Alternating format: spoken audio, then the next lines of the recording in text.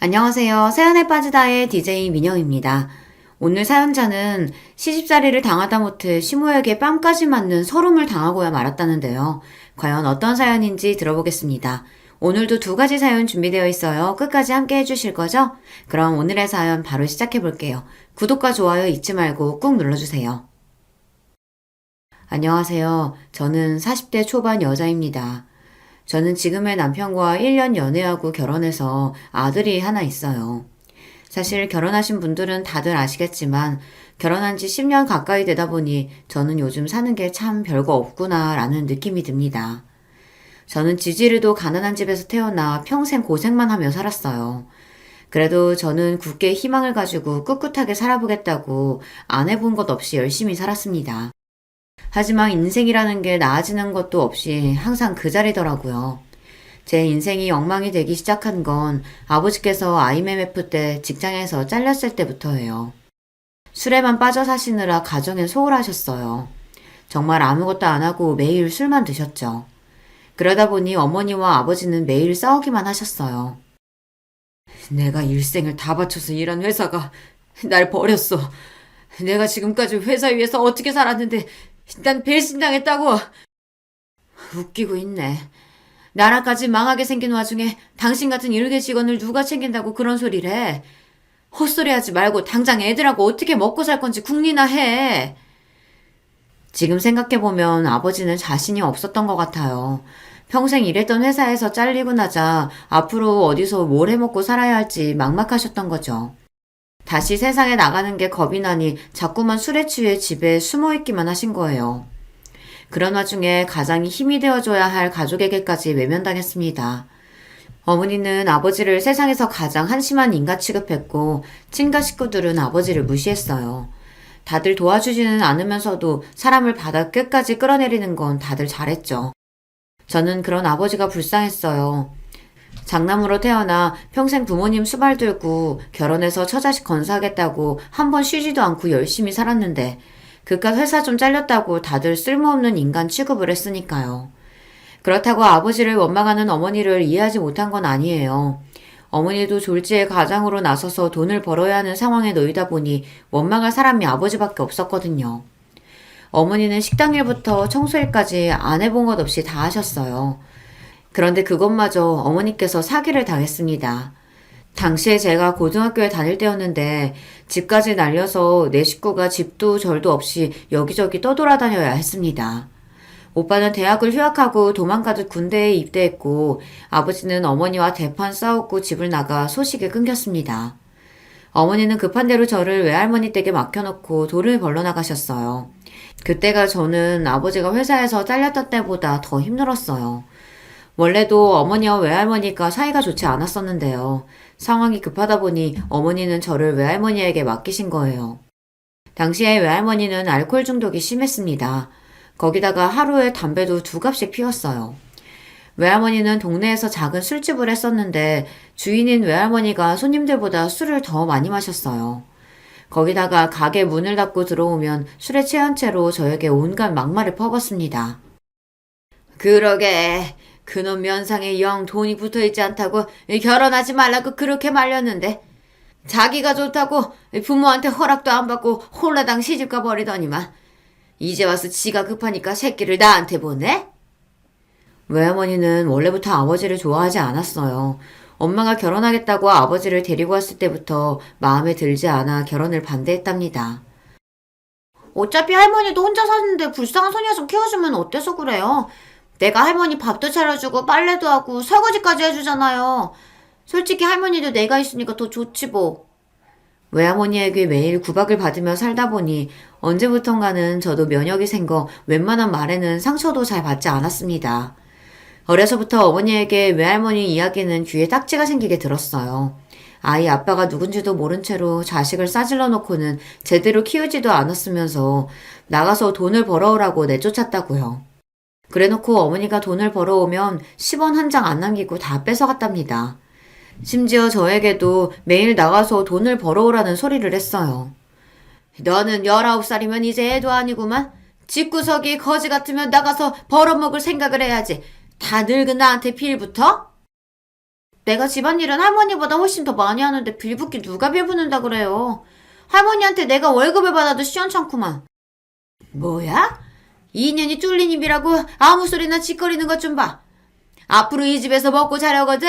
너도 나가서 네 생활비 벌어와. 안 그러면 이제 밥도 없어. 외할머니와 함께 사는 건 너무 힘들었어요. 아무리 외할머니라도 그렇지 이런 사람한테 자식인 나를 맡길 정도면 어머니도 상황이 급하긴 한가 보다 싶었습니다. 외할머니가 하도 닥달하는 바람에 저는 고3 때부터 아르바이트를 시작했습니다. 외할머니가 그나마 집에서 밥은 먹게 해줘도 돈은 일절 한 푼도 주지 않았거든요. 덕분에 저는 사회 경험을 일찍이 시작했어요. 더군다나 제가 아르바이트를 받으면 외할머니는 다 뺏어가려고 했습니다. 처음엔 저도 못 모르고 있다가 어느새 보면 외할머니한테 돈을 다 뺏겼어요. 하지만 나중에는 저도 꾀가 생겨서 제가 쓸 돈은 몰래 숨겨두고 나머지만 외할머니에게 줬습니다. 저도 살아야 하니까요. 그러다 제가 20살이 되었을 때 어머니와 아예 연락이 끊겼습니다. 제가 연락을 하면 아예 받지도 않았고 본인이 하고 싶을 때만 1년에 한두 번 연락했어요. 그때 외할머니가 노발대발 난리가 났었습니다. 2년이 남자 만나서 살림 차린 게 분명해. 그게 아니면 돈 벌러 간다는 년이 지금까지 자기 새끼 데리러 안 온다는 게 말이 돼? 으이그, 니년 팔자도 더럽다 더러워. 아비한테 버림받은 것도 모자라서 어미한테도 버림받고 오빠라는 새끼는 연락도 안 되고 졸지에 코와 다 됐다. 외할머니는 입이 참 걸었어요. 저를 걱정해서 하는 말인데도 기분이 나쁘게 들렸죠. 그래도 외할머니와 몇 년 살다 보니 그것도 적응이 돼서 별로 기분 나쁘지도 않았어요. 오히려 외할머니 말대로 내 팔자가 더럽긴 하다 싶었죠. 내가 고아는 무슨 고아야. 할머니가 있는데. 할머니도 나 있으니까 그나마 지금까지 덜 외롭게 살았잖아. 외할머니 앞에서는 항상 대범한 척 했지만 사실 저는 밤만 되면 불안했어요. 정말 이대로 엄마가 나를 데리러 오지 않아서 평생 이 허름한 집에서 외할머니 술 심부름이나 하며 사는 건 아닐까 싶어서요. 하지만 언제나 안 좋은 예감은 딱 들어맞았습니다. 외할머니 말이 맞았어요. 얼마 뒤 외할머니에게 엄마가 연락이 왔는데 어디서 남자를 하나 물었는지 살림을 차렸다고 하더라고요. 이쪽에 어린 자식이 하나 있어서 내가 키워줘야 돼. 그러니까 당분간은 엄마가 연락할 때까지 연락하지 마. 엄마는 참 불친절한 사람이었습니다. 무슨 말만 하면 제가 알아듣게 잘 설명해주는 법이 없었어요. 외할머니네 집에 저를 버리고 갈 때도 돈을 벌어서 온다고만 했지 언제 오겠다, 돈은 얼마씩 보내주겠다 일절 설명이 없었어요. 그런데 역시나 다른 남자가 생겨서 살림을 차렸다는 말도 저에게는 제대로 해준 적도 없으면서 그쪽에 어린 애가 있답니다. 그래서 당분간은 저에게 연락을 못한대요. 오빠랑 나 본인한테 자식이 둘이나 있으면서 자기 속으로 나온 자식은 신경도 안 쓰고 다른 사람 자식을 키워줘야 한다는 말을 저렇게 쉽게 할 수 있는지 이해가 안 됐습니다. 그 아저씨도 이상하다. 어떻게 엄마한테 어린 자식을 맡기지? 뭘 믿고? 뭐 이년아? 너 말 그따위로 할래? 암튼 그 놓친 애한테 애를 맡기는 게 아니었는데 몇 년 같이 있었다고 아주 말버릇도 그대로 닮았어. 나를 낳아준 친부모라고 해도 몇 년을 떨어져 살다 보니 우리가 가족이긴 한가, 정이 남아있긴 한가 싶었어요. 무슨 일을 당해도 무슨 소리를 들어도 더 실망할 것도 없었습니다. 할머니 말대로 팔자가 더러운 저는 부모에게도 버려졌고 형제에게도 버려졌어요. 아버지는 죽었는지 살았는지도 모를 정도로 연락이 두절됐고 돈을 벌어오겠다던 어머니는 1년에 한두 번 전화해서 돈 몇십만 원 붙여주는 게 다였어요. 오빠는 군대에 아예 말뚝을 박아 여기저기 전국을 돌아다니며 군 복무를 하는 것 같더라고요. 그렇다 보니 저에게는 외할머니밖에 없었습니다. 저에게 욕을 하든 술주정을 하든 이제 저에게 남은 사람은 외할머니뿐이었어요. 저는 집안 사정이 그렇다 보니 대학도 못 나오고 바로 취직해서 일을 했습니다. 제가 20대 초반에 외할머니께서 돌아가셨어요. 저는 외할머니가 돌아가실 때까지 그 집에서 같이 살았습니다. 그때까지도 어머니는 저를 데리러 오지 않았으니까요. 심지어 외할머니께서 돌아가시기 전에 간암으로 고생을 하셨는데 그때도 엄마는 한 번을 보러 오지 않았어요. 제가 병원에 모시고 가고 약도 챙겨 먹이고 하는 동안 엄마는 전화 한 통 하지 않았습니다. 엄마는 외할머니께서 돌아가셨다는 연락을 받고 나서야 나타나서는 딸 흉내를 내며 장례식장에서 곡을 했습니다. 그 모습을 보는데 저는 웃음이 절로 튀어나왔어요. 부모 자식이라는 게 뭔가 싶어서요. 네 할머니 집 부동산에 내놨으니까 팔리면 바로 연락해. 혼자 다 가지고 튈 생각하지 말고. 제 어머니 집은 정말 대단한 사람이에요. 그래도 몇 년 동안 제가 외할머니의 유일한 가족이자 보호자였는데 저에게 상의 한마디 하지 않고 외할머니 집을 팔아버렸어요. 저는 더는 어머니라는 사람과 상종도 하고 싶지 않아 어머니가 외할머니의 집을 팔아 준 돈 1,000만 원을 가지고 나왔습니다. 그 길로 어머니와 인연을 끊었어요. 그 전에도 어머니를 만나지 않고 살았지만 그때는 내가 어머니가 보고 싶다고 해도 어머니가 저를 보러 오지 않은 거였어요. 하지만 이제는 달랐습니다. 제가 어머니를 보지 않고 살겠다고 결정한 거니까요. 그 이후 저는 저만 생각하며 살았습니다. 20살에 건설사 사무실 격리로 시작해 10년 가까이 한 직장에서 일했습니다. 회사 회식으로 갔던 나이트에서 남편을 만나 연애하고 결혼까지 하게 됐어요. 지금 생각하면 제가 어떻게 남편을 만나 연애도 하고 결혼한 건가 신기하긴 해요. 제가 20대 때 나이트를 그렇게 많이 다녔어도 괜찮은 남자를 만난 적이 없었는데 남편은 명문대를 나와 대기업을 다니고 있었어요. 처음엔 나이트에서 만났으니 거짓말인가 싶었는데 나중에 연락처를 주고받고 낮에 만났더니 진짜 명문대 출신의 대기업 다니는 게 맞더라고요. 저와 남편은 둘 다 콩깍지가 씌어 죽고 못 살다 만난 지 1년 만에 결혼했어요. 그래도 결혼할 때 제가 모아놓은 돈이 좀 있어서 시댁에 욕먹지 않을 정도로 준비해서 결혼을 했습니다. 시댁에 부모 없이 자란 애라는 티 내고 싶지 않아 부족한 거 없이 다 준비해서 결혼했거든요. 사실 제 팔자에 지지로 고생만 하다 평생 결혼도 못하고 살 줄 알았는데 그래도 30대 초반에 남편을 만나 결혼도 하고 자식까지 낳았습니다. 이 정도면 그래도 잘 버티고 살았다 싶은데 제 인생은 그렇게 호락호락하지가 않더라고요. 시댁이 또 보통이 아니에요. 시부모님이 지방에서 꽤 크게 공장을 운영하셔서 경제적으로는 어렵지 않았습니다. 그렇다고 재벌도 아니에요. 그런데 시어머니는 제가 남편보다 여러 면에서 부족하다고 생각하셨어요. 사실 남편과 제가 결혼하겠다고 했을 때부터 저를 탐탁지 않아 하셨어요. 특히나 시어머니께서는 대놓고 저를 싫어하셨습니다. 요즘 세상에 시골 총구석에서 커도 대학은 다들 무조건 가는데 서울에서 학교 다니고 컸다는 애가 어떻게 대학을 안 나올 수가 있어? 아무리 둘이 좋아서 하는 결혼이라도 부부가 서로 조건이 너무 기울면 나중에 참고 살기 힘들어. 이건 뭐 차이가 나도 적당히 나야지. 전문대를 나왔다고 해도 허락을 할까 말까인데 으이그 어떻게 고조를 데리고 왔어? 거기다가 결혼식 때 부모도 안 부른다니? 으유 나 원참 살다 살다 별꼴을 다 보겠다. 아버지와는 연락이 끊긴 지 오래고 어머니는 연을 끊고 산 지가 몇 년인데 굳이 결혼을 한다고 연락하고 싶지 않았습니다. 그래도 저는 오빠라도 있어서 다행이다 싶었는데 시부모님은 저의 그런 사정을 이해하실 리 없었어요. 어머니 아버지 우리가 사랑해서 하는 결혼인데 대학이니 집안이니 이런 게 다 뭐가 중요해요. 우리 둘이 알콩달콩 잘 살 거니까 걱정하지 마세요.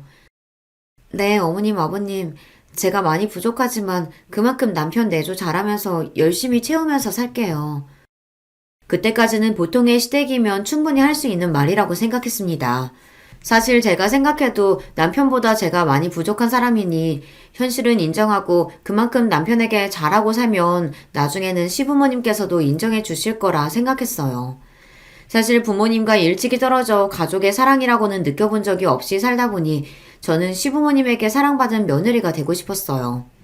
이렇게 해서라도 단란한 가정의 품에서 안정감을 느끼고 싶었습니다. 그런데 제 팔자가 어디 그런가요? 전생에 나라를 팔아먹어도 몇 번을 팔아먹었는지 아무리 노력해도 시부모님의 마음을 얻을 수가 없었어요. 한 번은 이런 적이 있었습니다. 시아버지 조카 결혼식이 있어서 시부모님이랑 시누이가 서울에 올라왔어요. 결혼식이 금요일이라 우리 집에 금요일날 오셨다가 다 같이 결혼식에 참석하고 하루 주무시고 토요일날 내려가겠다고 하셨죠. 저는 시부모님 고생하시는 게 싫어서 금요일날 회사 반차를 내고 제가 직접 서울역으로 모시러 갔어요. 집이 서울역에서 좀 거리가 있어서 시누이랑 셋이 오시기 힘들 것 같아서요.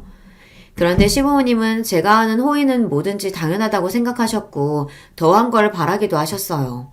저와 남편이 결혼식 올리고 신혼집에는 처음 오시는 거였는데 집을 보자마자 싫은 소리부터 하셨습니다.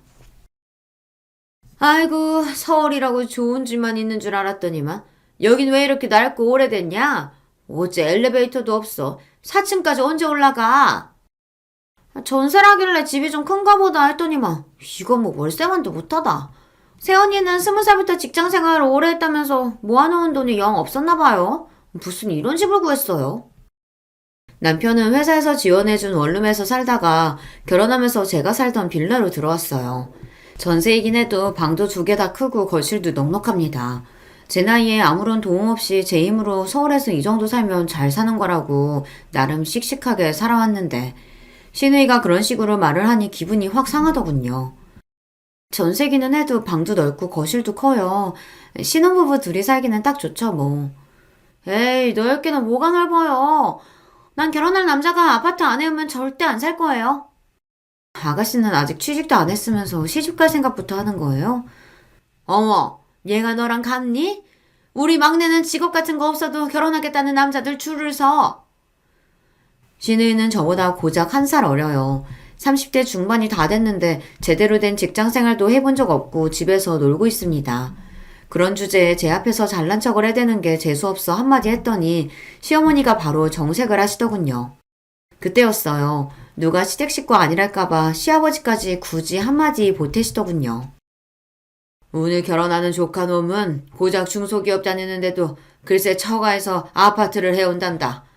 에휴, 우리 아들놈은 명문대 나와서 남들은 꿈도 못 꾸는 대기업에 들어가는데도 이런 나이가 빠진 전세나 살고 있으니 나완 참 속상해서.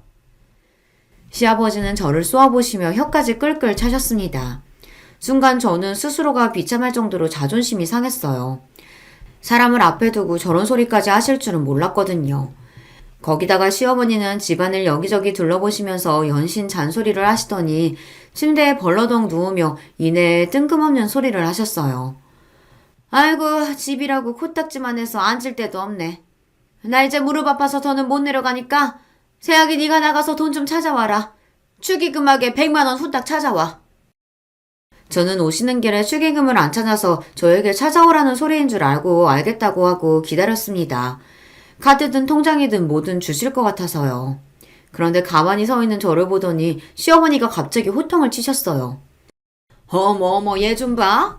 너 지금 나더러 축의금 내라고 기다리고 있는 거니?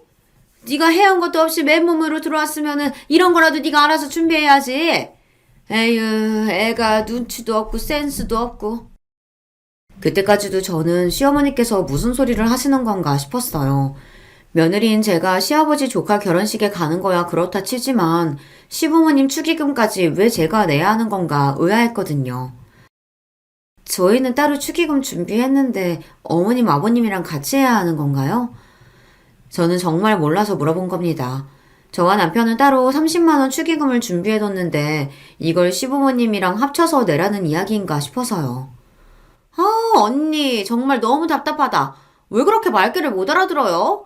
우리 축의금도 언니가 준비하라는 거잖아요. 시누이의 말에 저는 순간 뒷덜미가 욱신거릴 정도로 황당했습니다. 그때였어요. 결혼식에 가기 위해 역시 반차를 내고 집에 돌아온 남편이 시부모님과 제 상황을 보고 분위기가 아무래도 이상하니 무슨 일이냐고 물었어요. 그러자 시어머니께서 하시는 말씀이 기가 막혔습니다. 네 처가 시집 오면서 해온 게 뭐가 있니? 꼴랑 몸뚱이만 들고 들어왔는데 집에 이런 행사 있을 땐 자기가 알아서 우리 축의금까지 좀 낼 수 있는 거 아니야? 내가 나가서 100만 원 찾아오라고 했더니 저렇게 모르는 척 정색을 하고 있다. 시어머니는 저더러 본인들 축의금까지 내는 게 당연하다는 식으로 이야기했어요. 우리 오빠보다 훨씬 더 부족한 며느리 우리 엄마 아빠가 애써 참고 받아줬으면 돈으로라도 보상을 해야지. 세연이는 왜 그렇게 생각이 없어요? 저는 순간 너무 황당해서 어안이 다 벙벙했어요. 더군다나 더 기가 막혔던 건 남편의 태도였습니다. 축의금 준비 못했으면 말을 하시지. 그걸 왜 이 사람한테 그래요. 자기야, 나랑 같이 나가서 돈 찾아오자. 잠깐만 기다리세요. 금방 다녀올게요. 남편은 마치 제가 잘못하기라도 한 것처럼 연신 눈빛을 보내며 나가자고 했습니다. 남편은 결국 은행 가서 100만 원을 찾았어요. 그러면서 한다는 말이 가관이었습니다. 내가 우리 부모님한테 어떤 아들인지 자기도 알잖아. 내가 너무 귀하고 아까워서 그러시는 거니까 자기가 조금만 이해해줘. 나는? 나는 귀하고 아깝지 않아? 아무리 당신들 자식 귀해도 나는 남의 자식인데 이렇게 함부로 대하시면 안 되지. 남편의 말에 서러움이 폭발한 저는 눈물이 펑펑 쏟아졌습니다. 제가 대학을 못 나오고 부모가 없다시피 자란 게 제 잘못도 아닌데 이토록 무시를 당할 일인가 싶어서요. 우리 부모님 유난한 거 알잖아. 당신이 하나하나 다 서운하고 섭섭하기 시작하면 우리 부모님 상대하기 힘들어. 멀리 사셔서 자주 보는 것도 아닌데 당신이 좀 참아야지 어쩌겠어. 남편은 연세 드신 시부모님은 절대 변하실 분들이 아니니 저에게 참아야 한다고 했습니다. 그게 가정의 평화를 지키는 일이라고 했어요. 처음엔 저도 시부모님과 시누이를 상대하는 게 너무 힘들었어요. 제가 아무리 잘하려고 해도 시댁 식구들의 마음에는 제가 남편보다 많이 모자라고 부족한 애라는 전제가 깔려 있으니 저를 좋게 봐주실 생각이 없었죠. 남편 말대로 멀리 살아 다행이지 가까이 살면서 자주 만났다라면 저는 아마 견디지 못하고 남편과 헤어졌을 거예요. 그나마 1년 중 명절이나 집안 행사가 있을 때만 보니 그날만큼은 내가 보살이다 생각하고 꾹꾹 참는 수밖에 없었죠. 그런 와중에도 시부모님은 저를 괴롭히지 못해서 안달이었습니다. 시댁에 큰일이 있을 때마다 너무도 당연하게 제가 돈을 내야 한다고 생각하셨죠. 너는 애가 뉴스도 안 보냐? 시부모님 사는 동네에 비가 쏟아졌다는데 어떻게 며느리라는 애가 전화 한 통을 안 해? 아버님 죄송해요. 준우가 요즘 낮밤이 바뀌어서 통 뉴스 볼 시간이 없었어요. 비 많이 와서 피해가 있으셨던 거예요? 제가 어떻게 지내는지 애는 잘 크는지 평소에 제 안부 같은 건 원래도 묻지 않으시던 분들이라 그러려니 했습니다. 애가 낮에 잔다고 너도 똑같이 낮에 자면 안 되지? 여자가 집안일도 싹 깨끗이 하고 남편을 챙겨야지. 시아버지는 언제나처럼 잔소리를 늘어놓으셨어요. 그러더니 본론을 이야기하시더라고요. 비가 많이 와서 담이고 뭐고 상태가 영 부실해서 공사를 좀 해야겠다. 내가 알아보니까 벽이랑 대문이랑 새로 하면 돈 1,000만 원 든다고 하니까 네가 좀 보내라. 상황이 급한 거는 알지만 지금 당장 1,000만 원을 전부 보내라고 하시니 저는 당황스러웠어요. 준우 아빠 퇴근하고 오면 상의해서 보낼게요. 상의는 무슨 상의야? 네 남편 매일 나가서 일하느라 힘든데 괜히 신경 쓰게 그런 쓸데없는 소리 뭐하라고 해. 너 회사 그만두면서 받은 퇴직금이 있을 거 아니냐? 너는 부모도 없이 따로 돈 쓸 데도 없을 테니 그냥 좀 보내라. 시아버지는 자기 할 말만 뱉어놓고는 전화를 끊어버렸습니다. 이제 보니 시아버지의 목적은 제 퇴직금이었어요. 제가 아이를 낳으면서 10년 넘게 다닌 회사를 그만둔 거 아셨으니 그 돈을 뺏고 싶으셨던 거죠. 저는 시아버지의 태도에 기분이 상해 남편에게 말도 안 하고 돈도 보내지 않았습니다. 시부모님 집 공사하는데 돈을 보태드리는 거 자식으로서 어려운 일은 아니지만 평소 시부모님께서 저에게 하신 일들이 있으니 순순히 드리는 게 어쩐지 마음이 내키지 않더라고요. 그런데 그 다음날 시어머니에게 연락이 오고 그 다음날부터 시누이에게까지 연락이 왔어요. 애미 너는 시아버지가 그렇게까지 말했으면 알아서 연락을 해야지. 어쩜 아직 소식이 없냐? 네 주제에 우리 아들 같은 애랑 살게 해줬으면 고마운 줄 알아야지. 그깟 돈 1,000만 원이 아깝냐? 어머님 그런 게 아니고요. 제가 돈 해드리는 게 당연한 일이 아는데 왜 매번 말씀을 그렇게 하세요? 시부모님의 일방적인 막말에 저도 슬슬 지쳐갔습니다. 바쁜 남편을 대신해 매일 혼자 독박 육아하는 거로도 심신이 지쳐있는 상태였는데 시부모님에게까지 그런 소리를 들으니 저도 참기 힘들더라고요. 됐다 됐어. 친정이라고 막장인데 네가 뭘 배우고 컸겠니? 그깟 돈 주기 싫으면 말아라. 시어머니는 또 일방적으로 본인 하실 이야기만 하고 전화를 끊었습니다. 그러고는 시누이에게 전화가 왔어요. 내가 너무 열받아서 오빠한테 전화하려다가 언니한테 한 거예요. 언니는 자기 주제에 너무 모르는 거 아니에요? 내가 언니면 시댁에 미안해서라도 매일 절이라도 하겠어요. 근데 꼭 그렇게 우리 집에 돈 필요한 일 있을 때마다 모르는 척 얄밉게 굴어야겠어요?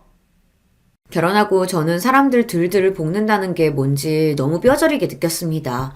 저희 시댁이 딱 그래요. 차라리 대놓고 싫다, 밉다, 욕을 하면 똑같이 갚아줄 텐데 사람을 은근슬쩍 무시하고 하대하면서 제가 하는 행동이 잘못됐고 본인들 말이 맞다는 식으로 몰아가니 사람이 미치겠더군요.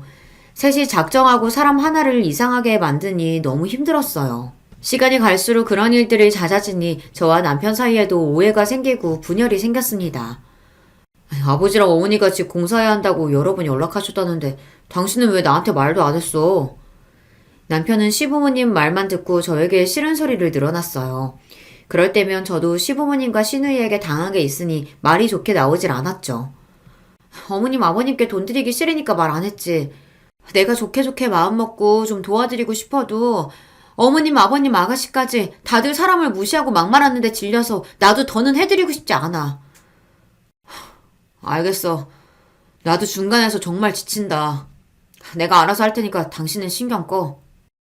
남편은 싸우는 걸 제일 싫어하는 사람이에요. 그러다 보니 제가 시댁 식구들과 문제가 생기면 언제나 대충 넘어가자는 식이었습니다. 신혼 때랑 똑같아요. 시부모님이 저에게 잘못했어도 며느리인 제가 참아야 한다고 생각했어요. 거기서 내가 더 나아가 화를 내면 남편은 듣기 싫다는 듯 자리를 피했죠. 그렇게 몇 년을 참고 살았습니다. 남편도 항상 시댁 이야기가 나오면 예민하고 화를 내는 저를 참아줬다고 생각하겠지만 저는 매일 대놓고 저를 무시하는 시댁 식구들 사이에서 버티며 견뎌야 했어요. 그러던 어느 날이었습니다. 시누이가 결혼한다고 날짜를 잡았더라고요. 성격도 지랄맞고 인성도 바닥이라 시집은 절대 못 갈 줄 알았는데 그래도 어디서 눈먼 놈 하나 잡았는지 결혼을 하기는 한다더군요. 저와 시누이 사이가 별로라고 해도 남편에게는 하나밖에 없는 동생이니 결혼식 때 뭘 해주면 좋을까 고민하다가 이것저것 고민해봐도 돈이 제일 나을 것 같아 현금으로 300만 원을 주기로 했습니다. 저와 남편 형편에는 최대한 많이 생각한 금액이었어요. 그런데 저는 시어머니에게 생각지도 못한 일을 당하고야 말았습니다. 시댁에 일이 있어서 내려갔다가 남편과 시어머니와 함께 저녁 식사를 했어요. 그 자리에서 시누이 결혼식 이야기가 나와 저희는 축의금으로 300만 원을 하겠다고 했더니 순식간에 분위기가 이상해졌습니다. 300만 원이라는 금액이 시어머니께서 생각하시기엔 적다고 생각하셨는지 인상을 확 구기시더라고요. 제가 시어머니의 평소 성격을 몰랐다면 그냥 넘겼을 텐데 아무래도 돈 문제에 있어서 예민하신 분이라는 걸 누구보다 잘 알다 보니 설명이 필요할 것 같았어요. 그래서 저와 남편 상황을 말씀드리려고 했습니다. 그런데 그때 제가 말할 새도 없이 시어머니께서 갑자기 자리에서 벌떡 일어나시더니 제게로 다가왔어요. 그리고는 제 뺨을 세게 갈겼습니다. 저는 시어머니의 행동에 놀라서 말문이 턱하고 막혔어요. 옆에 있던 남편도 놀라서 시어머니에게 달려갔습니다. 엄마, 미쳤어? 지금 뭐 하는 거야? 내가 내 아들을 아는데 애가 하나뿐인 동생 시집 가는데 절대 300만 원 할 애가 아니다. 네가 신이 돈 주기 싫어서 순지는 우리 아들 꼬셔서 300만 원 하자고 한 거지? 그치? 저는 순간 꿈을 꾸는 줄 알았습니다. 그렇지 않고서야 어떻게 시어머니라는 사람이 며느리 뺨을 때릴 수 있겠어요. 제가 남편과 결혼해 사는 동안 시어머니에게 별의별 소리 다 듣고 살았지만 살다 살다 뺨까지 맞게 될 줄은 정말 상상도 못했습니다. 시어머니는 우리 집 사정도 잘 알지 못하며 300만 원이 적다고 생각했나 봐요. 그 순간 알겠더군요. 제가 가지지 못했던 안정적인 가족이란 평생 노력해도 갖지 못하겠구나. 내 팔자가 원래 이 모양인 거구나 싶었어요. 그렇게 정신을 차리고 보니 더는 이대로는 살 수 없겠다는 결론에 이르더군요. 저는 곧바로 남편에게 다가갔습니다. 그러고는 남편에게 이혼하자고 선언했어요. 나 이런 취급까지 받으면서 더는 당신 아내로 못 살겠어. 우리 이혼해. 제 입에서 이혼이라는 단어가 나오자 시어머니가 기가 차다는 듯 콧방귀를 뀌었어요. 그러더니 한다는 말이 가관이었습니다. 어이씨구, 네 주제에 나한테 뺨 좀 맞았다고 감히 내 아들한테 이혼 소리를 먼저 해? 네가 아주 정신이 나갔구나. 시어머니는 뻔뻔해도 너무 뻔뻔했습니다. 며느리 뺨을 때리고도 미안한 줄을 몰랐어요. 정신 나간 건 어머님이죠. 어떤 미친 시어머니가 며느리 뺨을 때려요. 지금까지 어머님이 저에게 무슨 짓을 해도 우리 아들 생각해서 꾹 참고 살았어요. 그런데 더는 안 되겠어요. 난 무슨 일이 있어도 이혼할 거니까 그런 줄 알아. 저는 남편에게 이혼을 선언하고 식당 문을 박차고 나올 생각이었습니다. 제 마음은 어느 때보다 진심이었으니까요.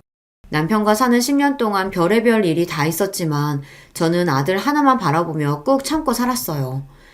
제가 어릴 때부터 부모 없이 자라다 보니 제 아들만은 저와는 다르게 살길 바랬거든요.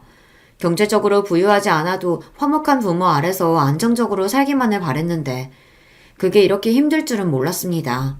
아무리 그래도 이건 아닙니다. 제가 시어머니에게 손찌검을 당하면서까지 지켜야 하는 건 어디에도 없어요. 제 자식이 귀한 만큼 저 스스로도 소중하니까요.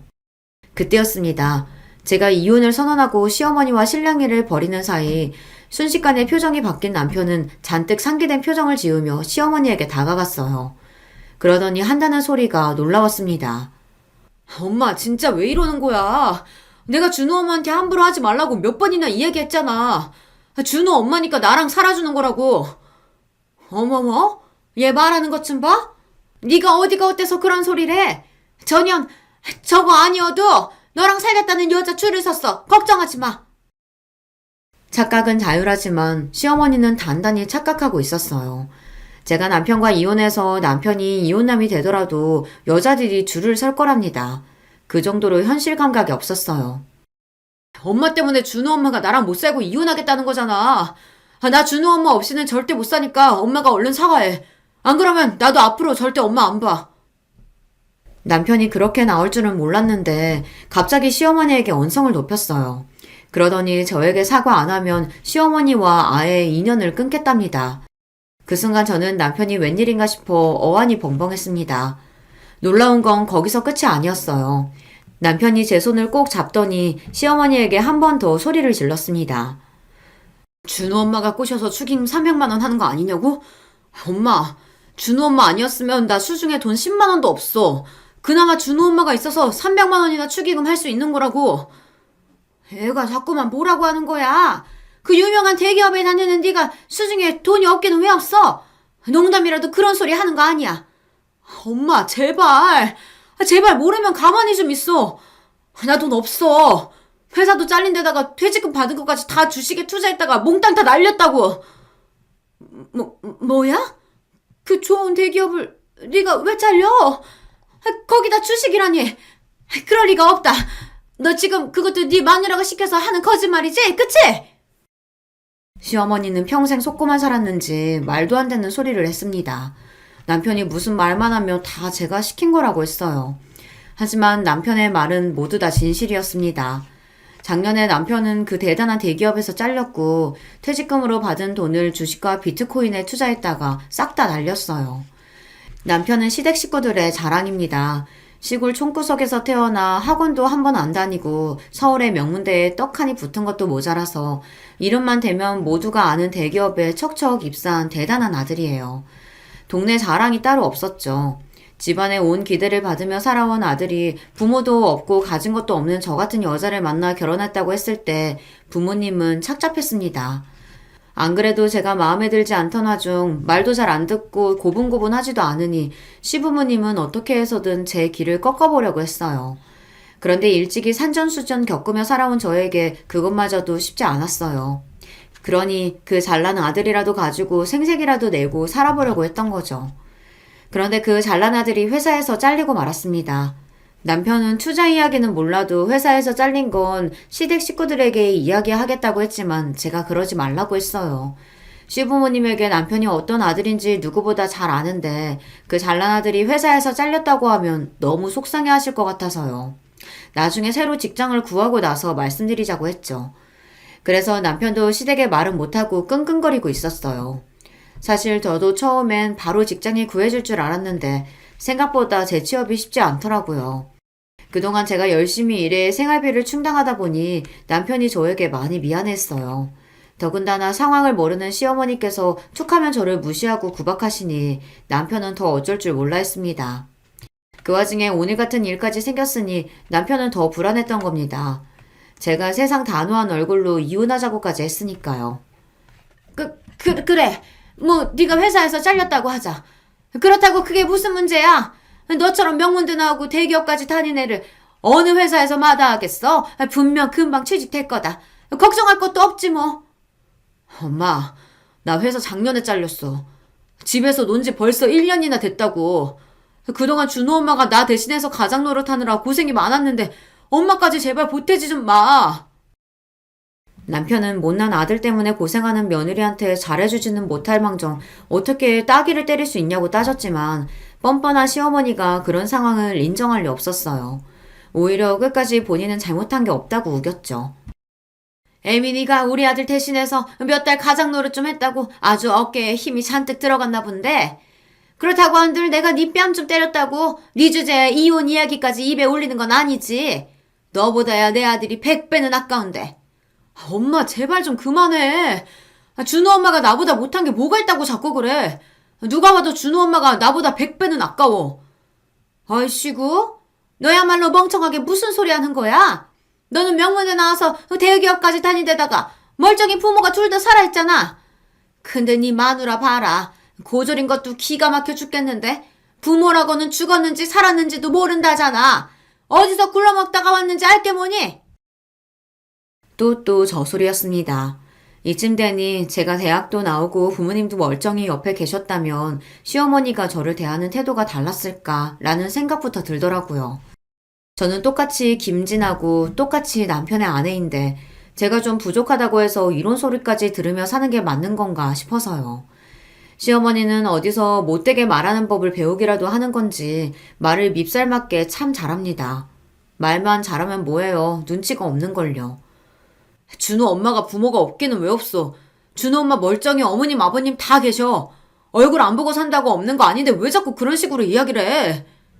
아이고 싸질러 낳기만 한다고 부모니? 자식을 책임지고 키워야 부모지. 저거 봐라. 애가 부모한테 보고 배운 게 없으니 자식도 있는 애가 저렇게 이혼 얘기를 쉽게 하지. 시어머니의 막말에 순간 간신히 붙잡고 있던 이성이 빠지지 끊어지고야 말았습니다. 저는 잔뜩 화가 난 얼굴로 씩씩거리며 시어머니의 코 앞까지 다가갔어요. 어머님은 자식을 그렇게 잘 키워서 딸녀는 평생 직업도 없는 백수로 키우고 아들놈은 돈만 있으면 주식이다 비트코인이다 그렇게 넣어서 다 날려먹는 망나니로 키우셨어요? 뭐? 놈? 너 지금 말 다 했어?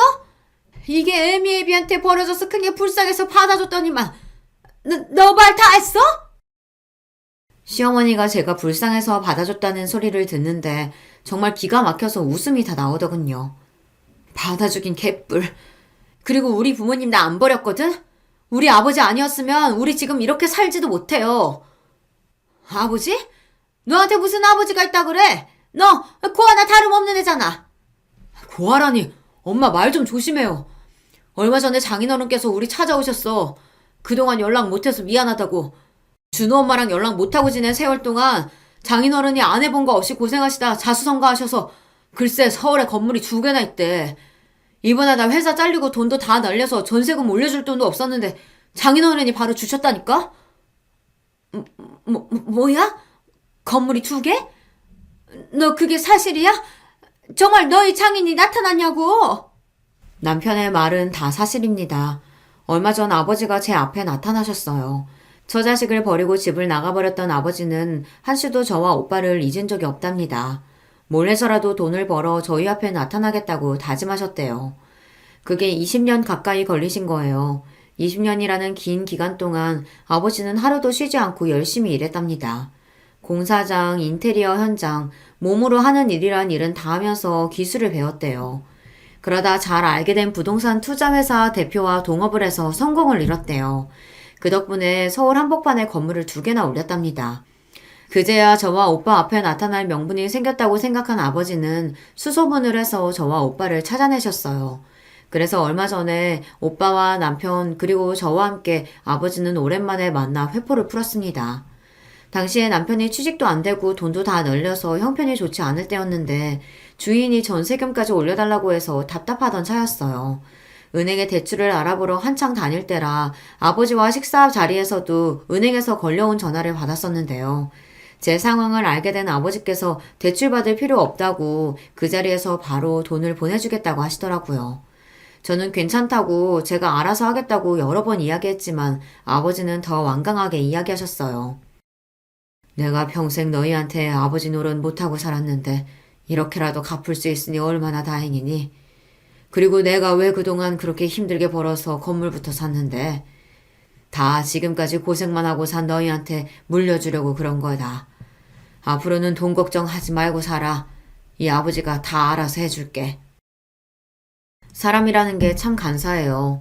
아버지가 제 앞에 나타나기 전까지는 항상 부모님을 원망하면서 살았는데 시부모님께 구박을 당할 때마다 내가 멀쩡한 부모가 있었다면 이런 취급은 안 받고 살았을 텐데 싶어서 항상 미워하고 원망했습니다. 그런데 몇십 년 만에 나타난 아버지가 번듯하게 사는 모습을 보여주며 앞으로 돈 걱정은 하지 말라고 하시니 어쩐지 마음이 든든하고 한시름 났다라는 느낌마저 들더라고요. 그런 집안 사정을 시어머니에게 이런 식으로 말하려고 했던 건 아니지만 시어머니가 자꾸만 선을 넘으며 몰상식하게 구시니 저도 참을 수가 없었습니다. 그런데 간사하게는 시어머니도 마찬가지였어요. 바로 조금 전까지만 해도 제 주제가 어떻고 하시면서 뺨까지 내리치신 분이 제 아버지 이야기를 듣더니만 순식간에 180도 달라지더라고요. 그런 사정이 있었으면 나한테 말을 하지 그랬어. 우리가 뭐 남인가? 아버지가 건물이 2개나 있으시면 나중에 아들하고 딸한테 하나씩 물려주시겠네. 그치? 사람이 어쩜 저렇게 염치가 없을 수가 있죠. 다른 걸 다 떠나서 사람이 양심이라는 게 있으면 제 앞에서 어떻게 아버지 건물 이야기를 하실 수 있을까 싶었습니다. 애미, 너 아까 이혼 이야기 꺼낸 건 괜히 나랑 네 남편 겁주려고 해본 말이지? 그치? 너희가 왜 이혼을 하니? 우리 준우 생각도 해야지. 시어머니는 정신이 나간 게 분명합니다. 만약 시어머니가 정말로 우리 준우를 생각했다면 그동안 저에게 그렇게 하시면 안 됐어요. 저는 시어머니와 단 1분 1초도 얼굴을 마주보고 싶지 않았습니다. 아니요, 어머니, 진심이에요. 어머님이 제 시어머니인 이상 더는 준우 아빠랑 못 살아요. 제가 뭐가 부족하다고 직업도 없고 돈도 없는 저런 남자랑 살아요. 저 이혼할 거예요. 저는 단호하게 이야기했습니다. 남편과 헤어질 거라고요. 사실 남편이 직장 생활에 불만을 가지고 투덜거리다가 잘리게 됐을 때도 주식과 코인으로 돈을 날렸을 때도 저는 이혼 생각은 해본 적이 없어요. 저희 부모님은 매일 돈 때문에 싸우는 모습을 자식에게 보여주다가 결국은 헤어지셨기 때문에 그게 자식에게 얼마나 아픈 상처인지 알아요. 그렇다 보니 저는 자식에게 저와 똑같은 상처는 주고 싶지 않았습니다. 가족이란 서로에게 힘든 일이 생겼을 때 돕고 의지할 수 있는 존재여야 한다고 생각했으니까요. 그래서 저는 남편에게 힘든 일이 생겼을 때 제가 돕고 의지가 되어주면 된다고 생각했어요. 그렇게 버티고 살다 보면 분명히 좋은 날이 올 거라고 기대했거든요. 그런데 제 기대는 산산이 부서졌습니다. 제가 지난 10년 동안 참고 버티며 살아온 결과가 어머님의 손찌검이었으니까요. 그런데 그 순간 남편이 말도 안 되는 행동을 했어요. 갑자기 제 앞에 무릎을 꿇고 앉았습니다. 여보, 준호 엄마, 제발 그러지 마. 나 당신 없으면 못 살아. 나 결심했어. 나 엄마 버리고 당신한테 갈게. 제발 나 좀 받아줘. 남편의 행동에 저는 기가 막혀 한숨이 절로 튀어나왔습니다.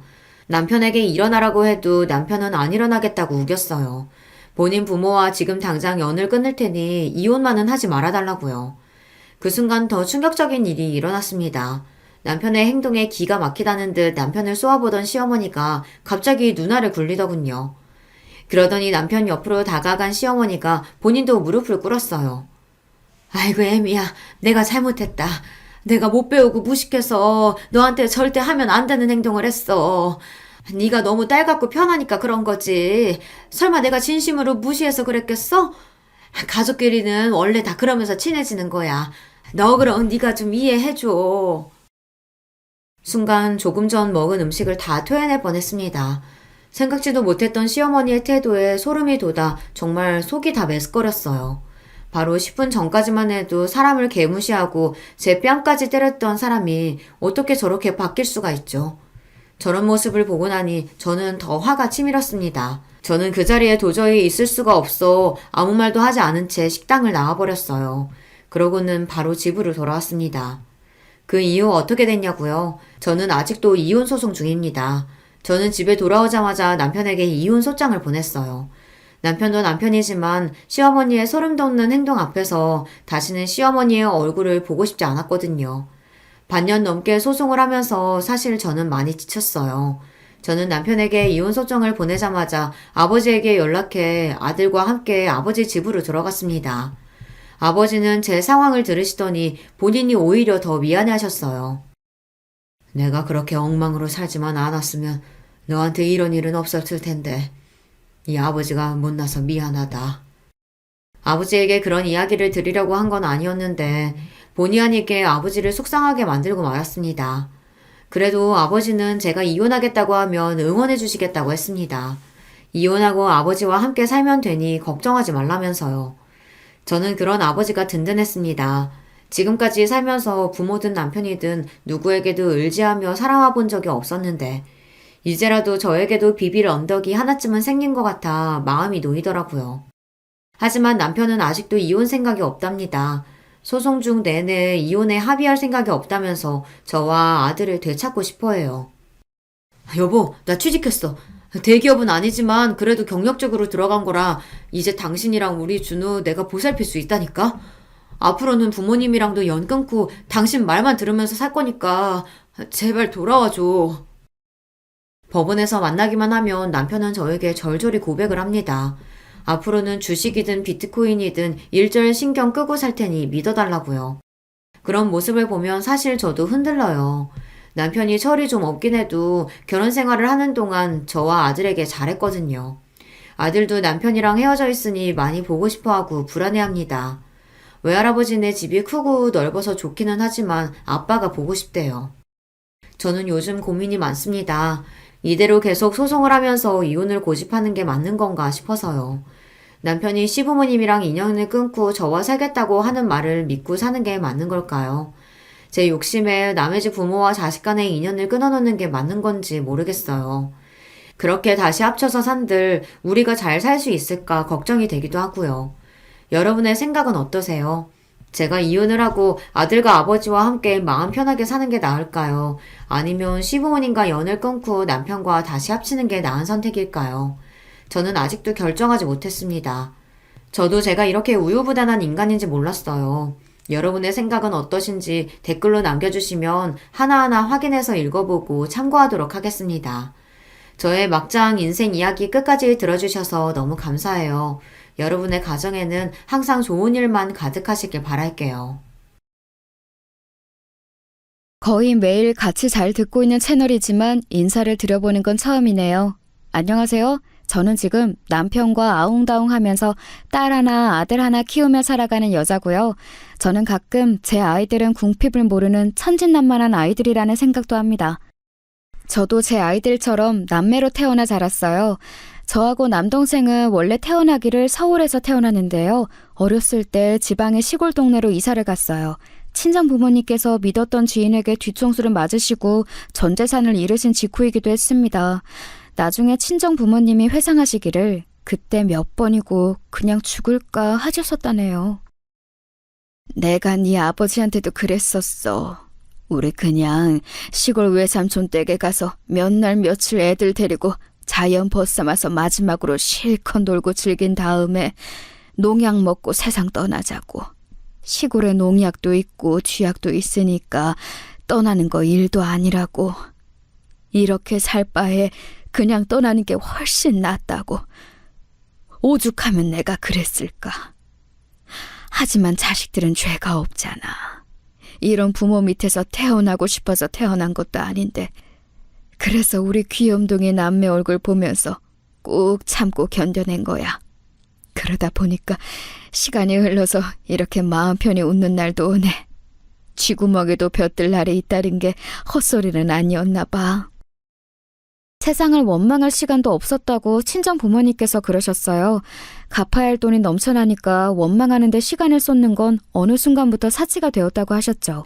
사실 죽을 각오를 하시고선 시골에 내려오셨던 두 분이셨는데 열심히 농사일을 하시면서 삶의 의지를 다지셨고 돈이 되는 품종으로 운 좋게 남들보다 대범하게 대량 재배하시면서 그때부터 인생의 반전을 맞이하셨습니다. 친정엄마의 외삼촌 되시는 분께서는 그 시골 동네에서만 평생을 사신 분이셨는데 일찍 사별을 겪으신 이후로 재혼을 하지 않으셨고 자식도 없으셨죠. 돌아가시기 전에 친정엄마께 재산을 물려주겠다는 뜻을 밝히셨습니다. 갖고 계셨던 농사 짓는 땅 조금이라고 모두가 생각했었어요. 그런데 알고 보니까 옆 지역에 따로 땅을 가지고 계셨던 거예요. 말씀을 안 하셔서 아무도 그때까지 몰랐습니다. 저희 가족의 몫이 된 그 땅은 몇 년 후 개발이라는 수지를 맞이하여 엄청난 재산을 저희에게 선사해 주었고요. 이게 대체 어떻게 된 일인가 싶어서 저희 가족은 어리둥절했었네요. 항상 시골 밥상을 차려 먹었던 저희 가족이었는데 엄청난 거금이 들어온 이후로 처음 족발을 사왔습니다.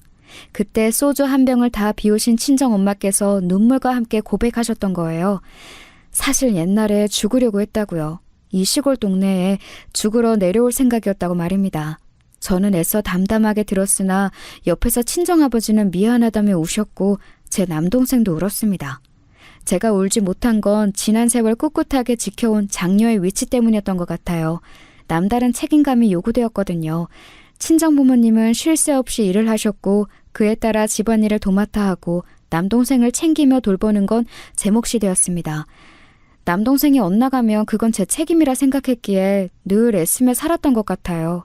저는 심지어 남동생이 학교에 선생님과 면담하러 부모님 대신에 제가 간 적도 있었습니다. 그 정도로 친정 부모님께서는 농사일에 매진을 하고 계셨어요. 땅이 생기고 어마어마한 수지를 맞을 거라는 미래를 아셨어도 그리 열심히 하셨을까. 저는 이렇게 호기심을 품은 적이 있었는데 지금은 확신합니다. 친정 부모님께서는 그런 미래를 아셨더라도 그 자결하는 태양 아래에서 땀을 흘려가며 매일같이 일을 하셨을 거라고요. 빚은 진작에 다 갚은 지 오래였고 저희 집은 품종을 고르는 것에 큰 운이 따라줘서 부자가 되었고 생각지도 못하게 생긴 땅이 수지를 맞는 바람에 더 큰 부자가 되었지만 친정 부모님께서는 겉으로는 결코 그러지 않으신 것처럼 구셨습니다. 저희 남매는 그런 친정 부모님을 이해했어요. 절친했던 지인에게 배신을 당하시고 수중에 돈이라는 걸 다 잃어보셨고 빚까지 생겨서 삶의 벼랑 끝에 내몰려 본 분들이셨기 때문에 남다르실 수밖에 없었던 것이죠. 또한 친정 부모님께서는 땀을 흘려서 돈을 버는 노동의 가치를 무척 숭고하게 여기시는 분들이었습니다.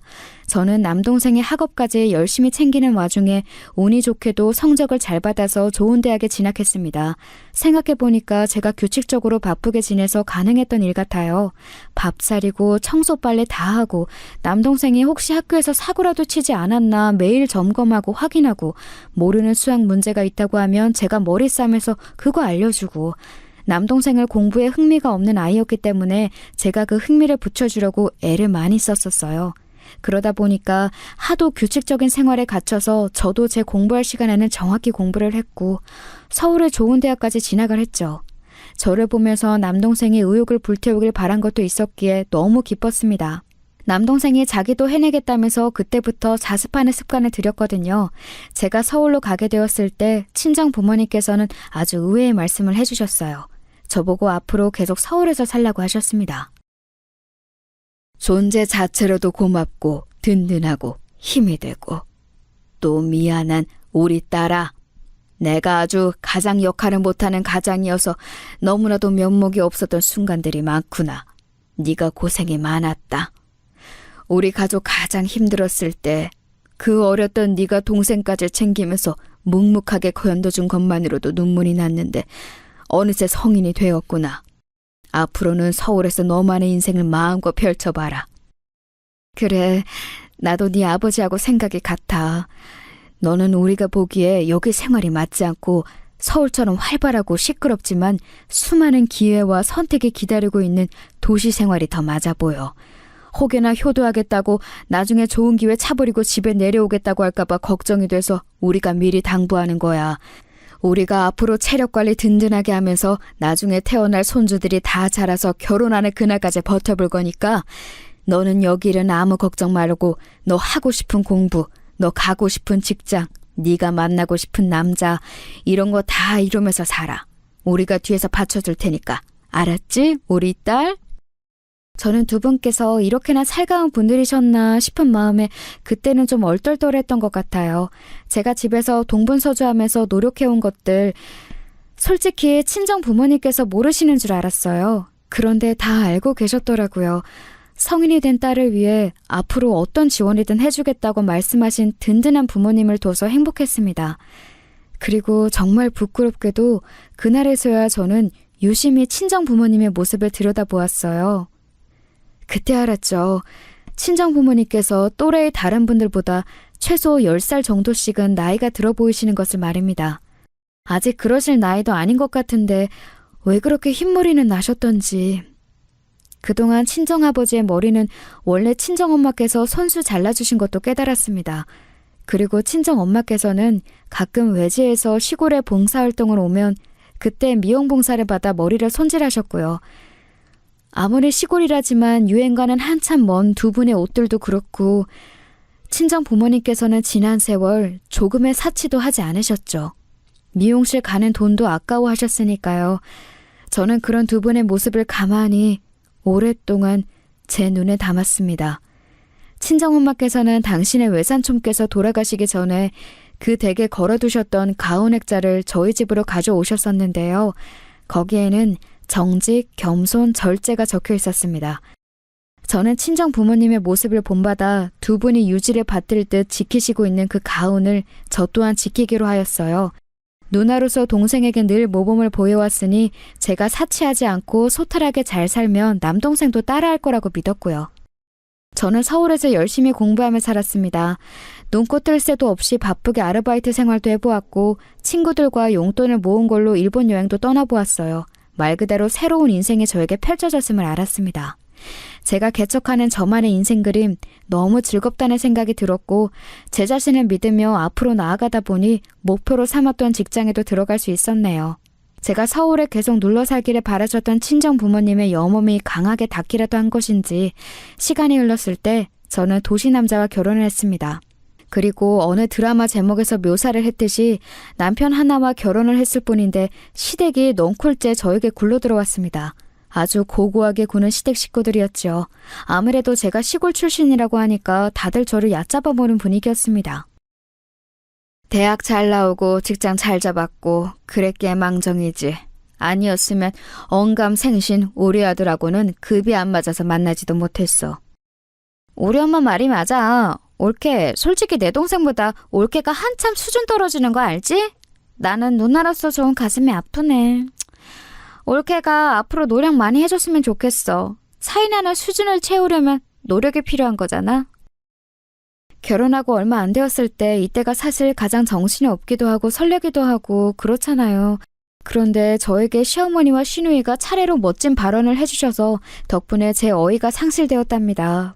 시아버지께서도 저를 썩 탐탁스레 여기지 않아 하셨지만 사내대장부의 길을 함부로 꺾어 놓는 거 아니라고 하시면서 남편이 워낙 저하고 결혼을 하고 싶어하니 그 뜻을 따라주겠다고 하시며 저를 허락해 주셨었죠.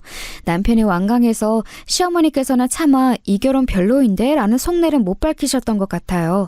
그런데 제가 나중에 든 생각은 차라리 진작 그 속내를 밝혀주셨다면 제가 결혼하고 나서 뒤통수 얼얼해지는 일은 없었을 것 같더라고요. 저는 시어머니께서 원래 그렇게 미간이 살짝 찌푸려진 인상이고 한숨을 습관적으로 쉬시는 분인 줄로만 알았지 뭔가요? 그런데 제가 마음에 안 들어서 그러신 거였다는 것을 황당하게도 저는 결혼 후에 알아버린 겁니다.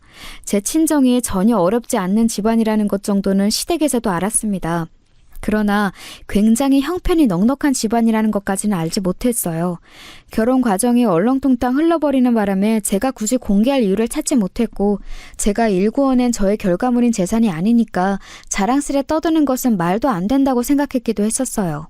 제가 저희 부모님의 자식이라서 생각하는 게 비슷했나 봐요. 안 떠벌리고 조용조용히 있었네요.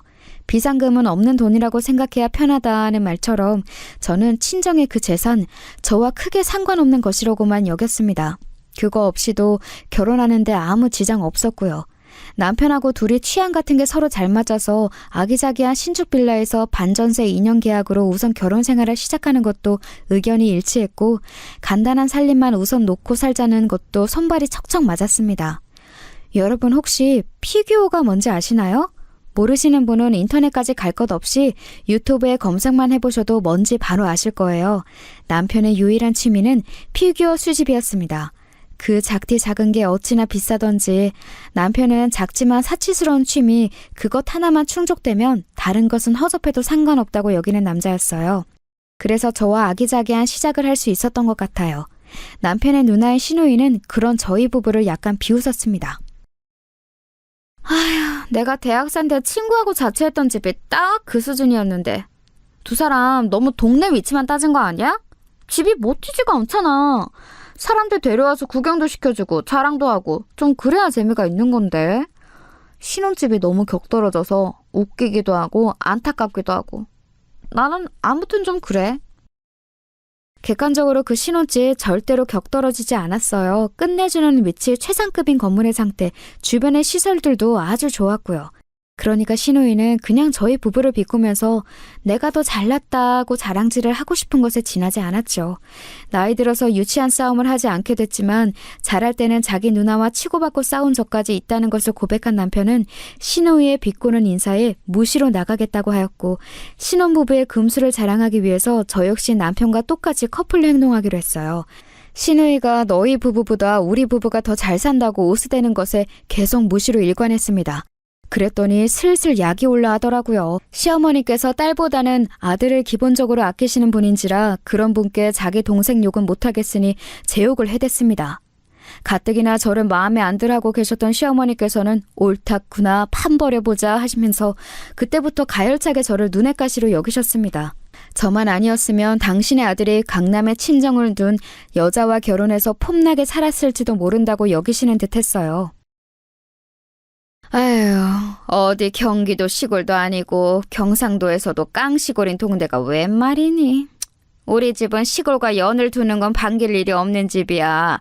농작물이고 뭐고 죄다 마트에서 사다 먹는데 무슨 콩고물 떨어지는 걸 기대하겠어?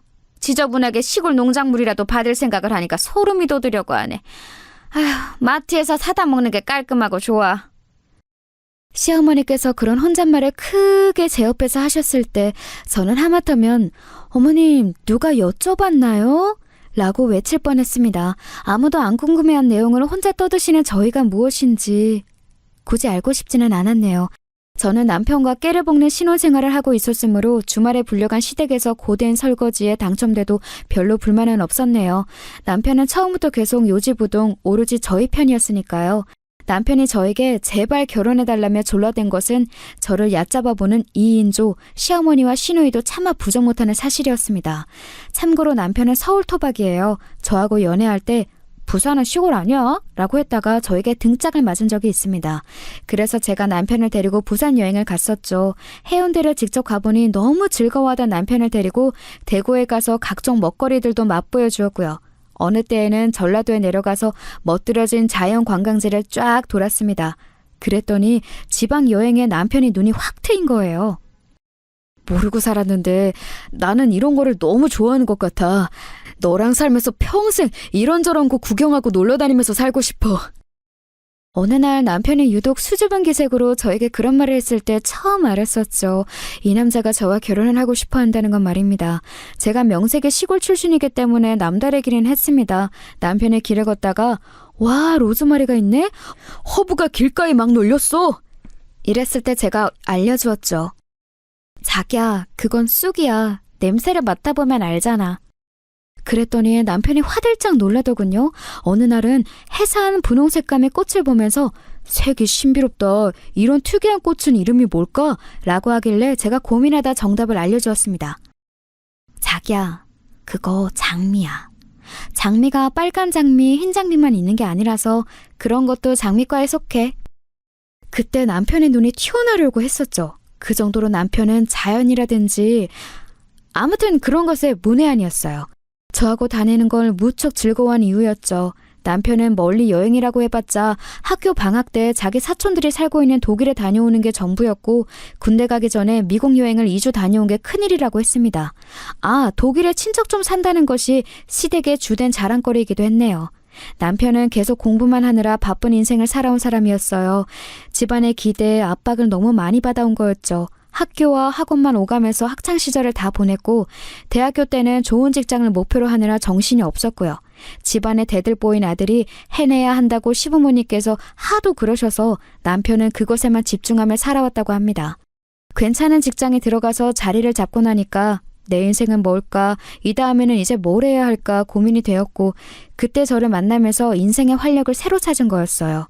남편이 결혼만큼은 자기 뜻대로 꼭 밀어붙인 게 그 때문이었고요. 결혼 후에 저를 여러모로 못마땅해 하시는 심정을 드러내신 시어머니께서는 어느 날 제 학력을 가지고도 걸고 넘어지셨는데요. 그건 제 학력이 부족해서가 아니었습니다.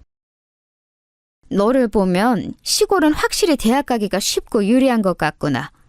네가 어떻게 우리 아들하고 같은 대학을 갈 수가 있었을까? 그게 다 시골 전형인지 뭔지 하는 게 있어서야. 네?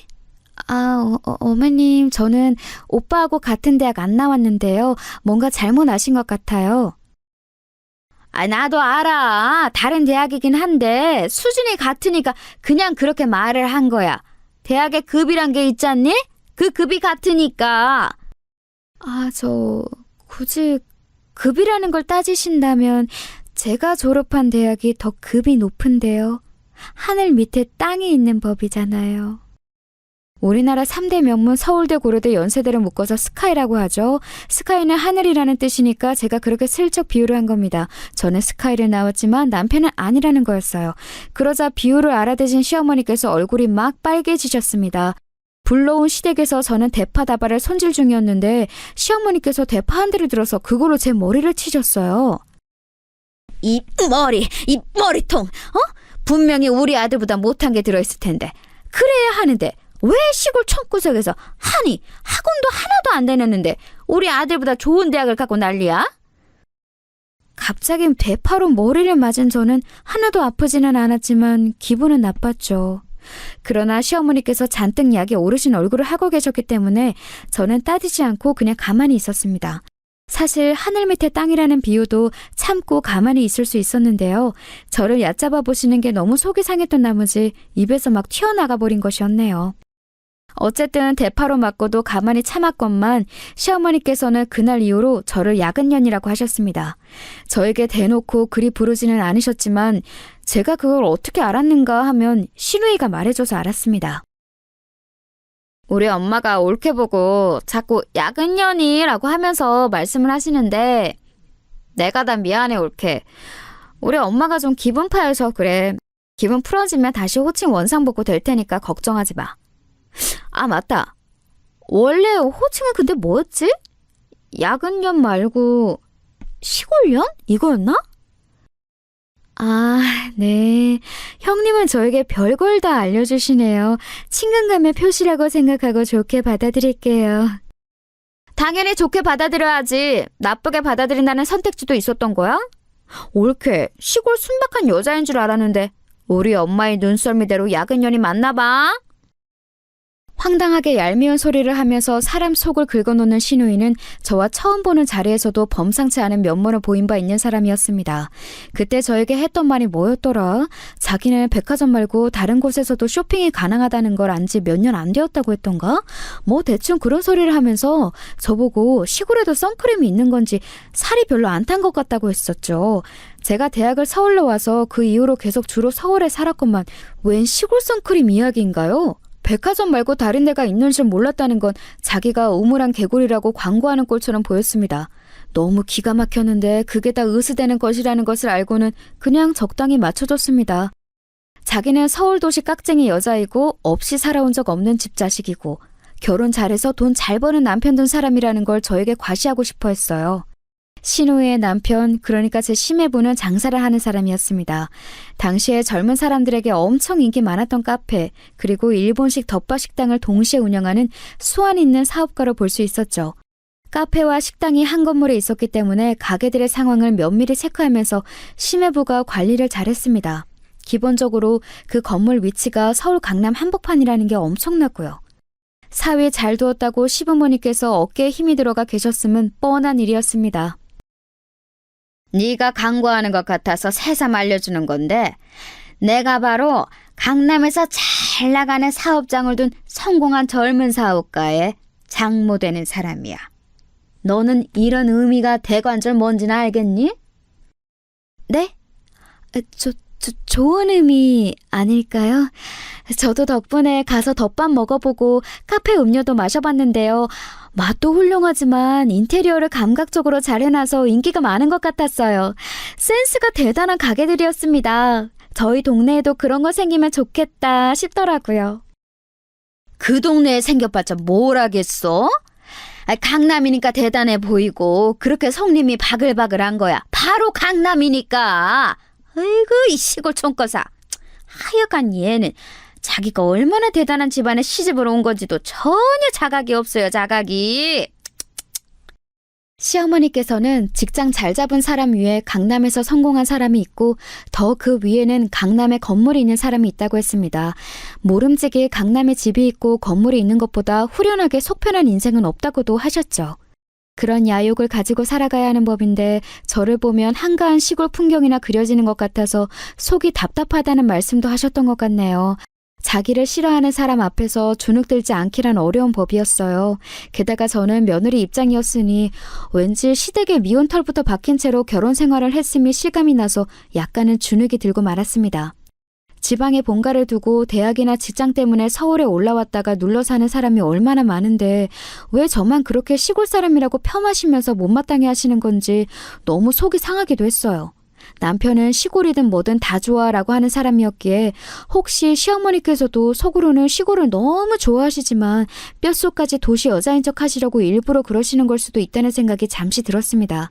그래서 저는 주말을 이용해 집에 내려가 있다는 남동생에게 부탁해서 예쁜 시골집의 전형인 저희 친정집의 전경과 그 일대의 풍경 사진들을 찍어서 보내달라고 그랬어요. 그리고 남편에게 멋진 사진을 추려달라고 한 뒤 그걸 시어머니께 보여드렸습니다. 어머님, 결혼식 전에 영상으로만 제 친정집을 보셨었죠? 제가 사진을 가지고 와봤어요. 이렇게 보시는 게 더 좋을 것 같아서요. 마을 풍경이 정말 고즈넉하고 예쁘죠? 사진 작가들도 종종 와서 작업을 하고 갈 정도예요. 아, 바로 여기 마당에 화분 쫙 있는 집이 제 친정집이에요. 모퉁이에 나온 이건 뭐야? 지저분한 덩어리가 설마 항아리는 아니겠지? 와, 금방 알아보시네요. 맞아요. 이것들은 항아리예요. 좀 특이하게 생겼지만 그만큼 아주 귀중한 거라고 해요. 별게 다 귀중하다고 하네. 이건 무슨 고려시대 유적이라도 된다니? 아유, 그래도 귀한 것이라고 해서 마당 구석에 잘 모셔놓은 걸 보니 네 집안이 아주 그런 걸 안 따지는 건 아닌 듯해서 다행이구나. 아, 그런데 이거요. 그냥 모셔놓은 건 아니고요. 안에 뭐가 들었어요. 저희 친정엄마께서 직접 장을 담그신 것도 있고 솜씨 좋으신 이웃분께서 담그신 걸 얻어다가 보관해 놓은 것도 있어요. 그래서 요리하실 때 어떤 음식이든 꼭 여기 항아리 앞에 오셔서 맛나게 익은 장을 퍼가신답니다. 이상한 일이었어요. 드라마 같은 것에서 보면 여자 주인공이 해맑게 이런 소리를 하면 상대가 무조건 흐뭇한 미소를 지어주는데 그러면서 여자 주인공에게 마음을 슬쩍 열어버리던데 그건 허구여서 그랬던 걸까요? 저는 그 이전보다 훨씬 싸늘하게 식은 시어머니의 눈초리를 받고서 조용히 고개를 떨고야 했습니다. 사진들을 착소리가 나게 시댁의 테이블 위로 던지신 시어머니께서 그러셨어요. 소위 손맛이라고 하는 시골 음식들을 안 좋아하신다고요. 이렇게 장 담가서 요리하는 것 또한 비위생적이기 짝이 없다고 하셨습니다. 이러다가 제가 남편이 밥상에 비위생적인 시골 음식을 올린다고 트집까지 잡으실까 봐서 저는 얼른 자리를 떠버렸어요. 시어머니의 발언이 너무 저에게 상처를 주는 것이었다는 걸 깨달은 건 집에 온 이후였네요. 왠지 기분이 가라앉아서 그다음부터는 시어머니께 저도 굳이 용을 써가면서 활발한 척을 하지 않았습니다. 떡줄 사람은 생각도 안 하는데 저 혼자 헛짓거리를 한 것 같아서였죠. 그러던 어느 날 친정엄마와 통화를 하고 있었는데요. 제 남동생이 그때는 아직 제 올케하고 결혼을 하기 전이었는데 마침 저희 친정 부모님 댁으로 찾아가 인사를 드린 시기였습니다. 시골 동네 근처로 드라이브도 할 겸 데이트를 나왔다가 친정 부모님 댁에 겸사겸사 들리게 됐다고 남동생과 올케가 그때 그런 핑계를 댔었다네요.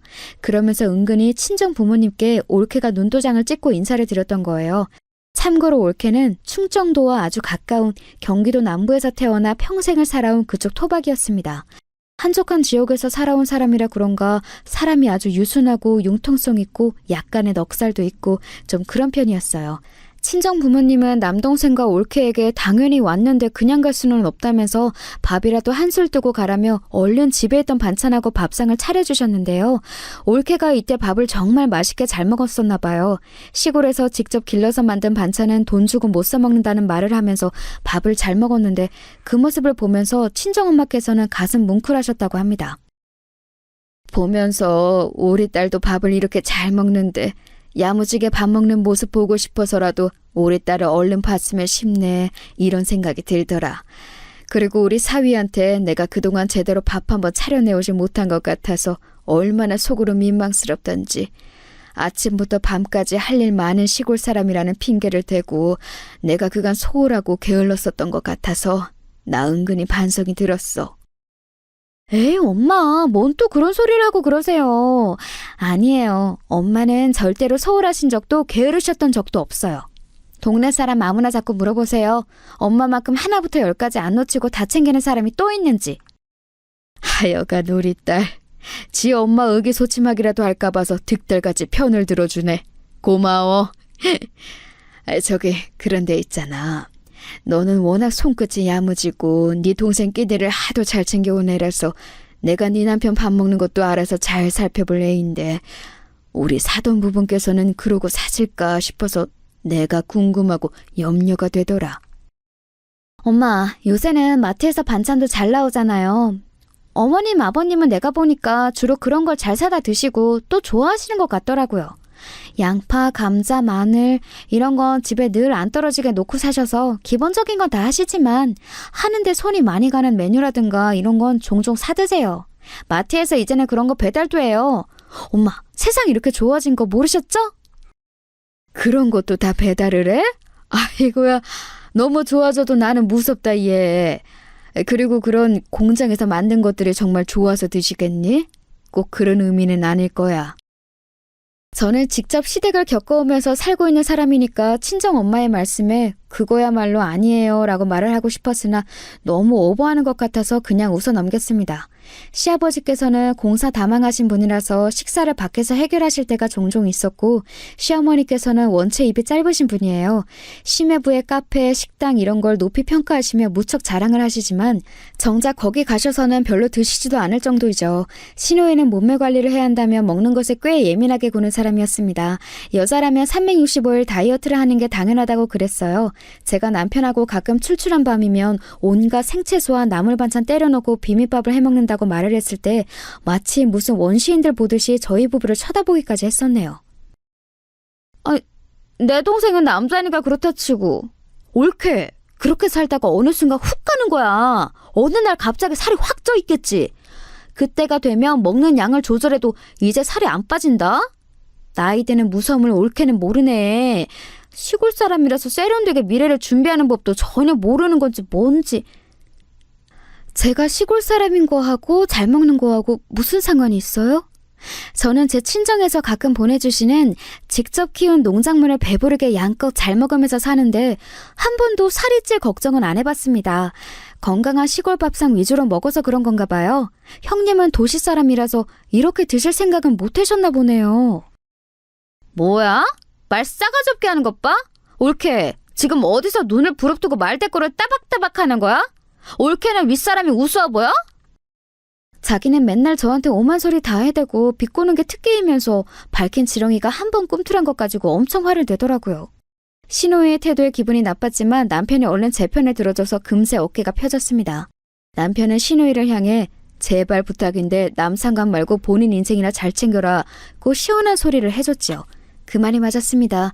남편은 자기 누나의 일에 일절 관심이 없었는데 자꾸 신우이만 자기 동생 부부에게 참견 중이었으니까요.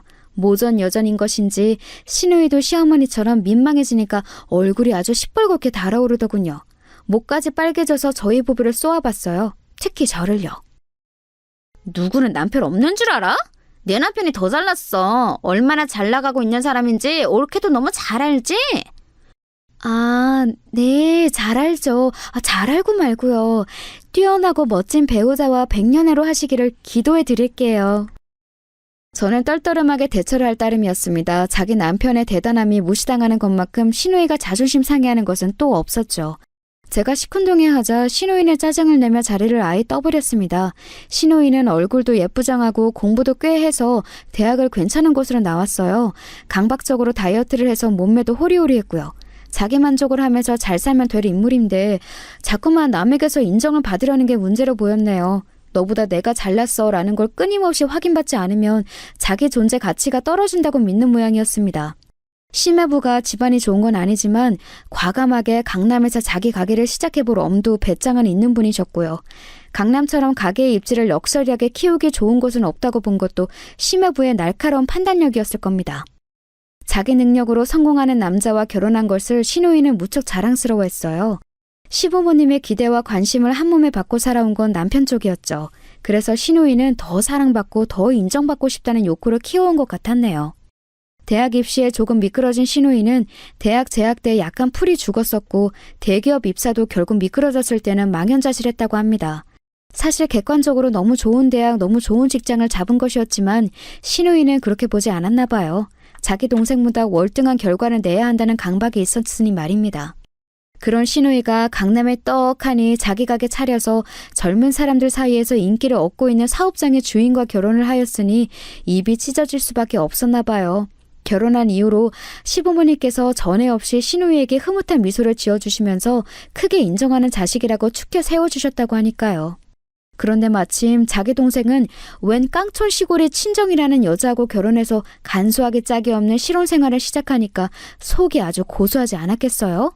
그러면서도 시어머니께서 저를 못마땅해 하시니 거기에 동조를 하면서 더 잘 나갈 수 있었던 내 동생을 망친 주범이라고 저를 여기는 그런 이중적인 마음을 가졌습니다.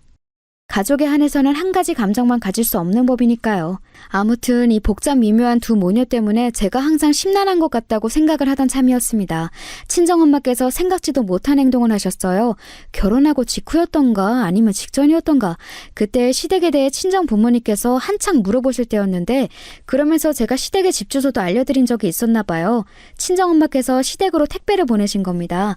직접 정성껏 조금씩 기른 것들로 반찬을 만드셔서 말입니다.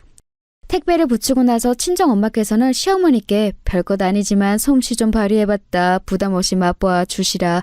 간략하게 전화를 드렸다고 합니다. 그랬더니 시어머니께서 아, 예 하고 마시더래요. 갑자기 의욕에 불타셔서 행동에 옮기시기는 했으나 막상 미적지근한 시어머니의 반응을 접하자 그제서야 친정엄마께서는 멋쩍어지셨나 봐요. 괜한 일을 벌인 건가 싶어서 민망해지셨고 일단 저에게도 알려놔야 할 것 같아서 전화를 주었다고 하셨습니다. 여기까지 듣고 나니까 저는 왠지 좌불안석이 되고 말았죠. 그런 건 네 동생이 만나고 있는 참한 아가씨 말 맞다나 돈 주고도 못 사먹는 거니까 사부인께서 어련히 잘 꺼내 드시겠지? 네 생각은 어때? 아마 그러시겠죠?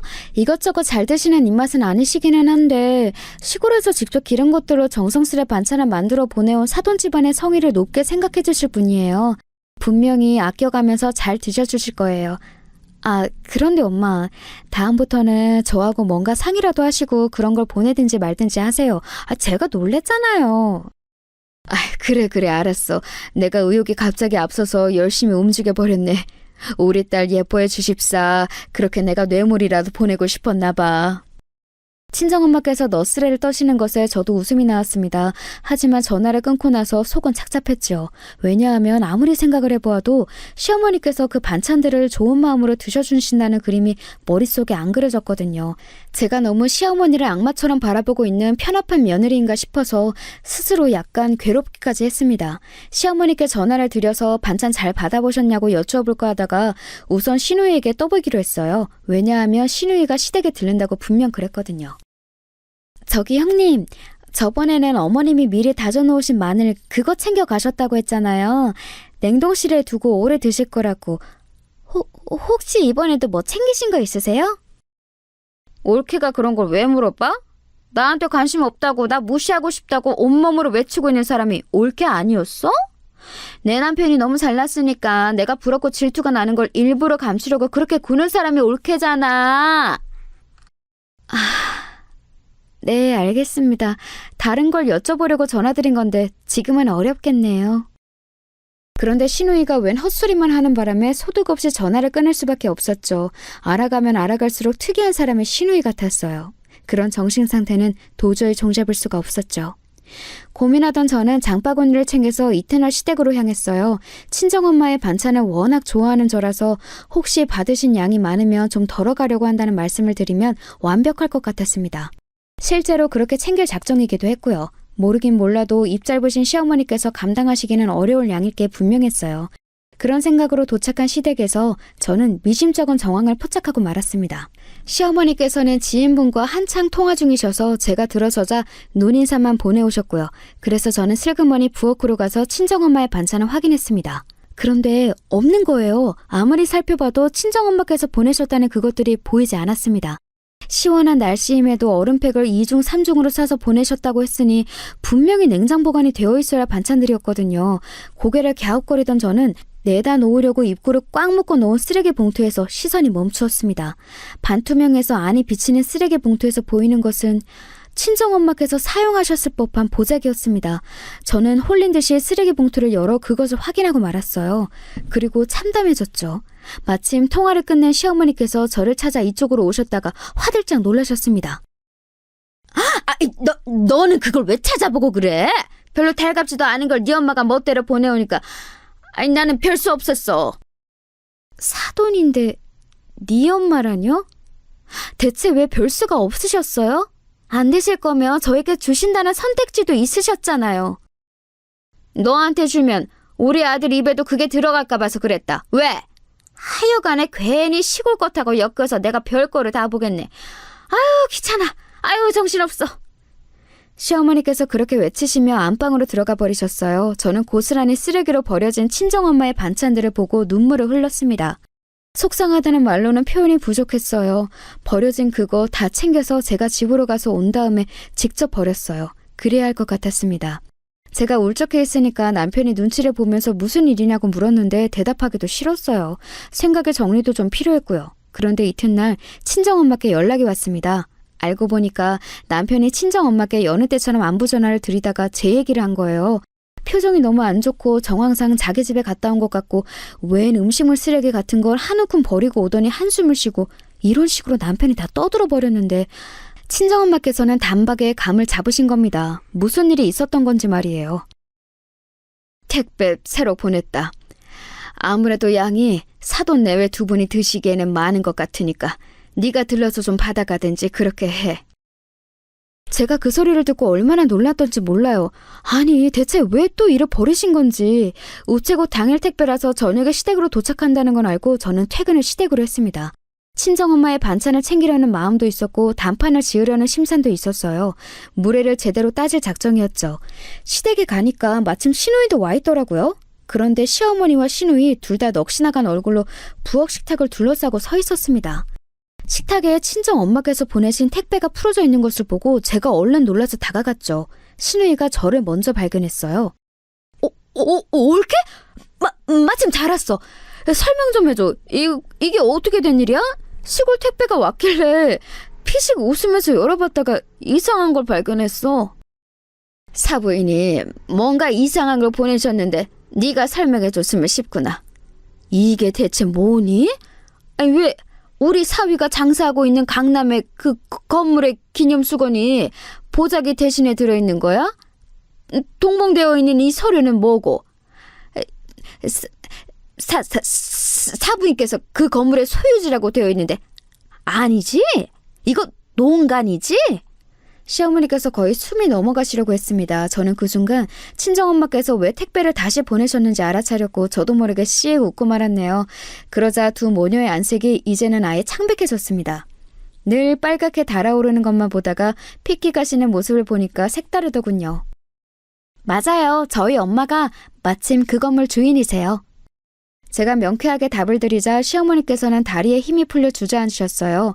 시누이는 말도 안 된다며 현실을 부정했죠. 그래서 제가 알려주었어요. 애초에 저는 남편하고 그 건물에서 만났다는 사실을 말합니다. 남편은 심야부에 가게를 구경하러 들른 참이었고 저는 친정엄마의 건물을 보려고 갔다가 눈이 맞았던 것이었거든요. 건물 부자도 맞고 땅 부자도 맞다는 말까지 덧붙였더니 이번에는 시누이가 반쯤 눈동자를 뒤집으면서 주저앉았어요. 저희 친정은 한두 푼에 그렇게 연연하는 집이 아니어서요. 몇 달 공실로 둬도 상관없으니까 계약 끝나는 대로 지금 장사하고 있는 집을 쫓아내도 돼요. 사실 세를 더 낼 테니까 들어오고 싶다는 사람은 널렸기도 하고요. 옳게! 그게 무슨 소리야? 에이, 안 될 소리지. 그럼 쫓겨나는 사람은 죽으라는 소리야? 아니지. 내가 이럴 때가 아니구나. 옳게. 내가 그동안 올케한테 너무 모질었지? 미안해. 내가 나쁜 마음에서 그런 건 아니었어. 신우이가 혼이 쏙 빠진 얼굴로 정신없이 떠들었습니다. 자존심이고 뭐고 지금은 굽혀야 될 때라고 판단했던가 봐요. 시어머니께서는 입만 뻐끔거리시며 저를 멍하게 올려다보셨어요. 완전히 정신이 붕괴되신 듯 보여서 저는 그냥 친정엄마의 반찬을 챙겨다가 꾸벅 인사를 드리고 나왔습니다. 그러자 신우이가 맨발로 저를 따라 나왔어요. 배웅도 안 받고 그냥 가냐면서 아주 혼비백산으로 저에게 인사를 해댔습니다. 저는 씁쓸한 웃음으로 대꾸를 해주고 집으로 갔죠. 남편에게 있었던 일을 다 말해주었고요. 남편은 다른 것보다도 제가 그동안 소가리를 하면서 상처를 받아온 게 속상하다고 하면서 그 부분에만 초점을 맞췄습니다. 그때 생각했네요. 어찌됐든 이 남자와 결혼하기는 잘했다고 말입니다. 친정 엄마께도 상황을 보고드렸고 감사하다고 사랑한다는 인사 또한 빼먹지 않았네요. 일확천금 생기자마자 서울에 건물 사두기를 잘했다고 하시면서 친정엄마께서는 2다리 쭉 뻗고 주무신다고 했어요. 저도 2다리 뻗고 잘 잤는데 다음날 한숨도 못 주무신 얼굴로 저를 찾아오신 시어머니께서 사과를 하셨습니다. 내가 미안하다. 진가를 알아보지 못하고 아둔하고도 어리석게 굴어서 면목이 없네. 부족한 시엄이 불쌍하게 여긴다는 마음으로 용서해주고 받아줄 수는 없을까? 남편이 이미 시어머니께 불같이 화를 낸 다음이었기 때문에 더더욱 안색이 좋지 못하셨죠. 저는 사람의 본성이라는 건 잘 안 바뀌기에 시어머니께서 저에게 진심으로 미안해서 이러신다고는 생각하지 않았어요.